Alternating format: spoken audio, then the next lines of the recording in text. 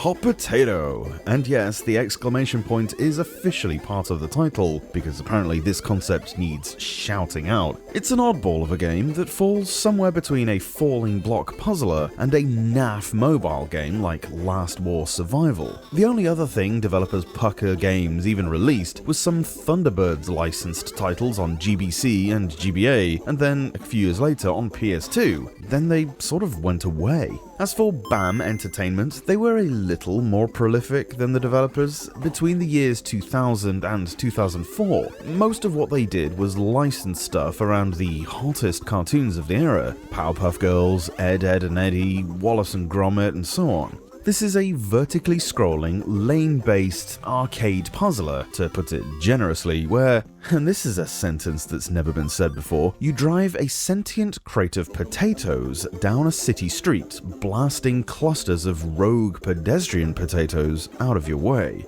Already confused? Get used to it. The street potatoes come in two colors, red and blue, and in a decision that feels both oddly topical and yet totally ridiculous, they cannot peacefully coexist. Your job is to orient your collection of 6 spuds in such a way that when you fire them outwards, the colors match up. Red on red and blue on blue will eliminate, which does kind of fly in the face of the premise that the opposite colors are enemies. If you fire a red one at a blue one, for instance, they'll both remain there, clogging the road with starchy detritus. The layout of your palette thing is maneuverable. They walk forwards in 2 rows of 3, and you're able to mirror their layout as well as rotate it around somewhat. There are even green potatoes that you can fire out. These wield what look like rolling pins and will smash anything out of the way. Should you not manage to clear the way in time, you'll crash into whatever stood in the road and lose a life. Each stage will also have a unique set of potatoes, in any color, that have a specific animation, and you need to eliminate at least up to whatever the given number per level is in order to progress to the next stage. There's not really a difficulty curve to speak of here. Levels grow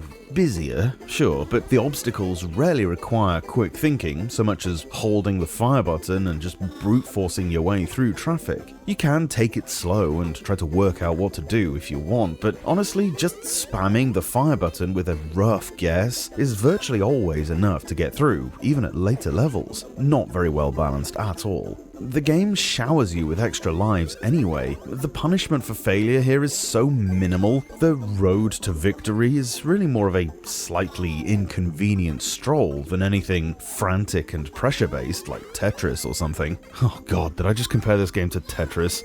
I think I need to retire right now, that is bloody awful. Graphically and audibly, this game is so boring, I'm not even going to describe it. It'd be like trying to explain the color beige. There's no story to sustain anything here either. I just made up the thing about the red and blue potatoes being enemies. Levels are far too samey, there's no progression or unlocks, and it's also not infinite, which is kind of weird. You can get to the end of this game, and you will rather quickly as it happens, despite the thing feeling like it's something that should just go on indefinitely. Let's take a cue from that, shall we, and follow the same pattern. Let's just call this review a day. You have seen everything.